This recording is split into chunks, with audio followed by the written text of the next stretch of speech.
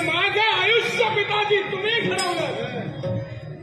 14 सहस्त्र कोटी या विश्वावर राज्य करणारा माझा बाप लंकाधीश रावण, आणि तोच लंकाधीश रावण दुसऱ्याचा कुणाचा तरी पायीक होऊ नये.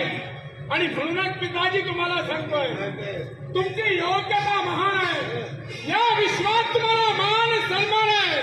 आणि म्हणूनच पिताजी म्हणतोय, तुमच्या वतीनं हा मेघना, हा तुमचा पुत्र इंद्राजी त्या सीतेला पुनश्च रामापर्यंत परत करेल.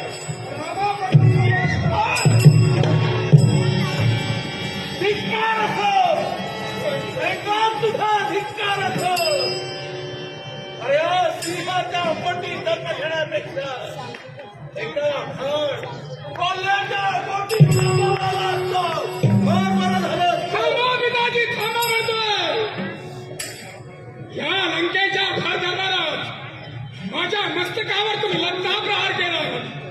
पिताजी, राम लक्ष्मणाचं सैन्य या वानर सेनेला मी खबरलेलो नाही, पण तरी सुद्धा आज माझे डोळे उघडले.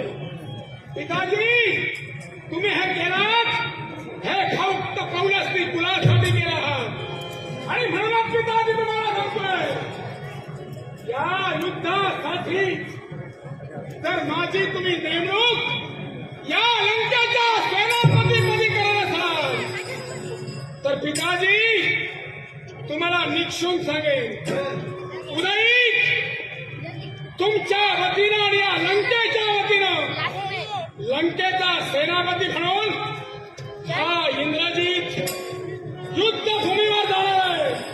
पिताजी, राम सेनेचा तुराडा त्यानं प्रत्यक्षात देवेंद्राला बांधून आणलं. आणि म्हणूनच इंद्रजित या संस्थेस मी पात्र ठरलोय.